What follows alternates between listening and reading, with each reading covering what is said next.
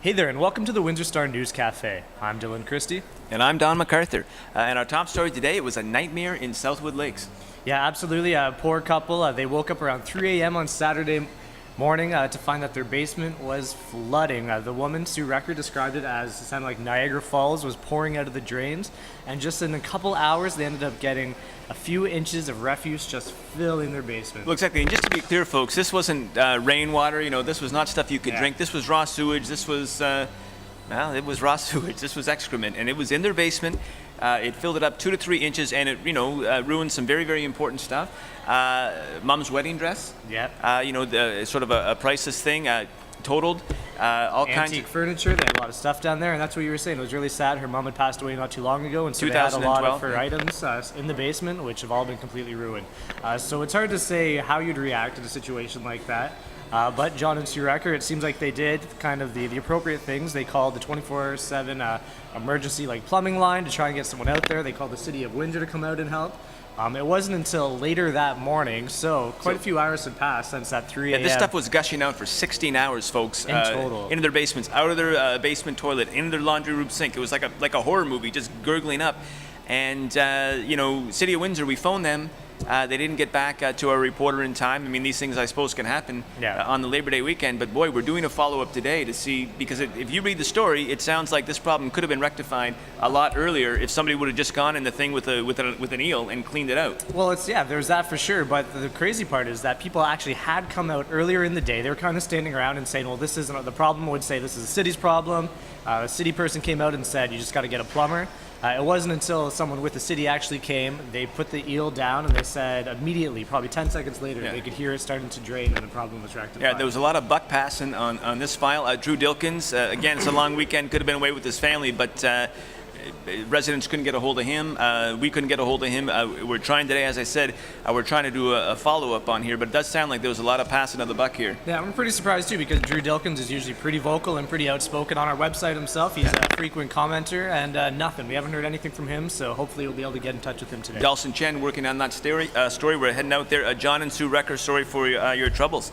Okay, man, it's chaos out there on the streets. These yellow buses everywhere, little kids with retro lunch pails everywhere. It's back to school day. Yeah, and there's a noticeable difference. If you went out there and thought the traffic was worse, well, you were right. They say that it's about, on average, 25% more traffic that are on the roads when school starts back up. Well, I guess, right, you have teachers and then you have parents, right, who are taking their kids back to school.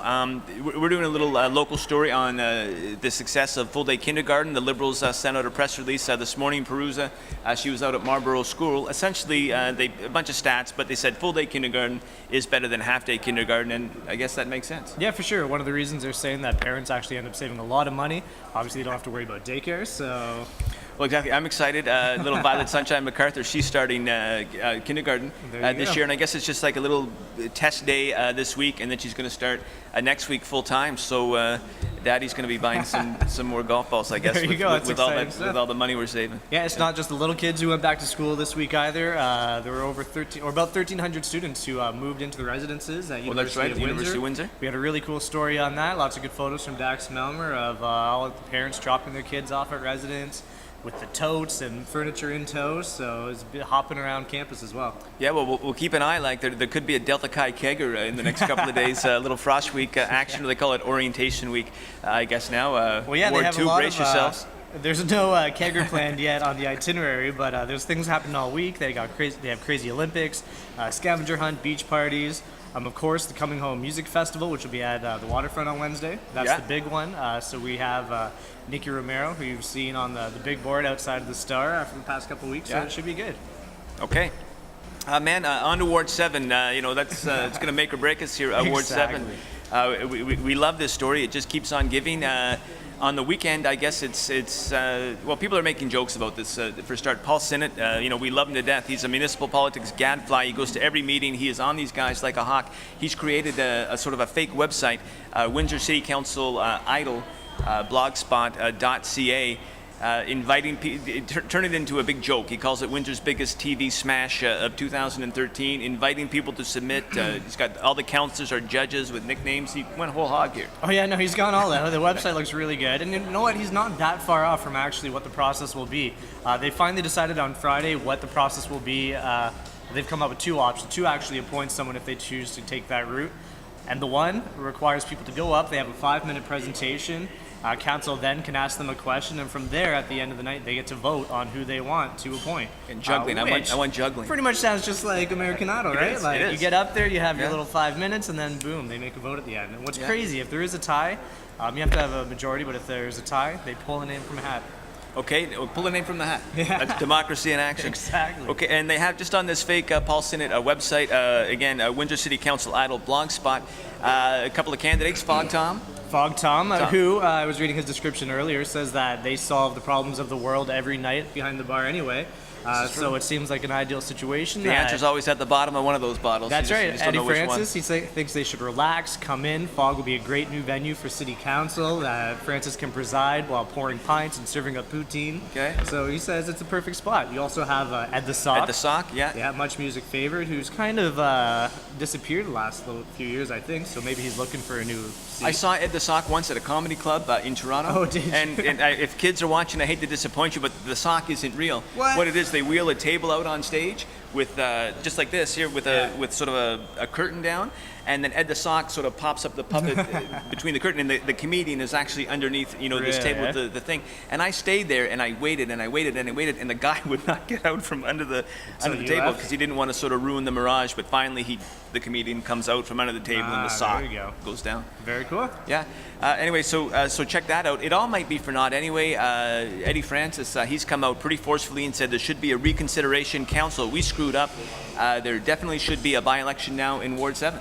Yeah, for sure. It's funny, we call it a reconsideration, but he still isn't really reconsidering. He's always, from the very beginning, held the viewpoint that there should be a by-election, that it should be an expedited one as well. He wants, or not expedited, sorry, he wants this to take as long as possible. Yeah, because Mara wanted the expedited one. I think Mara wanted the one that was fast, we can get this over with as soon as possible. Francis is still saying that we should try and have as long a process as possible, so it's fair, so the candidates have an opportunity to come and I guess get out there. Well, exactly. So we're not going to bore you with the details, but essentially it's on September 9th.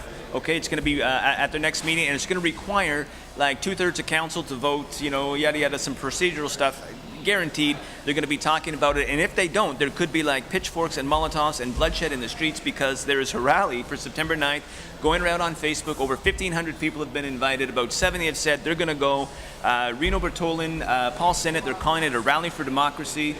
September 9th in front of City Hall. Absolutely. We'll be there, and if you want, you can be there as well, and follow us for the latest. All right, and maybe Unifor will be out there. Those guys know how to throw a party, man. They had a big parade yesterday. Right. The newest private sector union in Canada, merger of the CEP and the CAW. They celebrated their union in, of all places, of course, Windsor at the Fogler Furland Club yesterday, decked out in red. Yeah. Solidarity forever. Yeah, for sure. Looked like a blast. We had tons of great photos, and what a great event.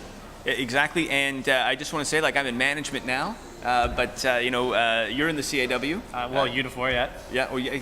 Is it Unifor now? Yeah, sure. Of course it is, right? The merger. But I was always proud of the fact when I was in the union that I was in the CAW. I thought that was a pretty cool union to be in. And the reality is this: that reporters and photographers, like in Windsor, they got paid more than reporters and photographers at similar sized papers elsewhere, and I always thought that was because we were in such a strong union. So Dino Chiodo told union members to pull out their union card and said, hey, they make a difference, and I think they did. I mean, still don't make as much as lawyers, teachers, police officers, firefighters, whatever, but we're in it for the love. But I think unions, they do a lot of good. Oh no, absolutely, 100%. Okay, and anyway, the jail guards union might have some questions. Right over at Windsor Jail. I mean, it turned out to be a bit of a bust, but some commotion at the jail this morning. Yeah, it was pretty interesting. It's still kind of a developing story, but we heard a call early this morning, or Trevor Wilhelm found out that there was actually an escape from Windsor Jail. That escape pretty much turned out to be that Windsor Jail accidentally released someone who probably shouldn't have been released. So police have been scanning the West End looking for this person. He's described as a 35-year-old black male with a medium build, 6 feet in height. He's wearing a beige shirt, beige vest, tan pants, and brown dress shoes. So we'll see. There still hasn't been any word if he's been found and returned, but yeah, it seems more like a procedural thing, because there's no panic in the West End. There's no lockdown. I mean, there's nothing like that. We went out, sort of looking for police cruisers and drag nets and all of that, but kind of a bit of a bust. Oh yeah, for sure. And Windsor police say this person poses no threat, so they're just looking to return him. And the guy himself, he probably has no idea that there's even anything wrong that's going on. He probably thought he was free to go and was happy, so who knows? He's having a Big Mac right now. Yeah, let's hope he reads the Windsor Star. Yeah, exactly. And turns himself in. And finally, we're going to close out here with the results of our pot poll, okay? Marijuana was a big topic last week, and we had a poll just asking people whether they smoked marijuana or not, and wow, overwhelmingly, 77% or 1,105 of our readers have smoked marijuana, compared to only 23% or 330 who said they've never smoked marijuana. Yeah, so a great turnout. We get usually a lot of response from people on these polls, but 1,400 people, that's quite a good sample size. So yeah, pretty interesting. Yeah, definitely. So we're going to have more poll questions coming up. Now, to be fair here, the stoners, they might have voted twice with that short-term memory thing. So we'll see. We'll check the IP addresses. Thanks for tuning in. This has been WinStarCafe. See you soon.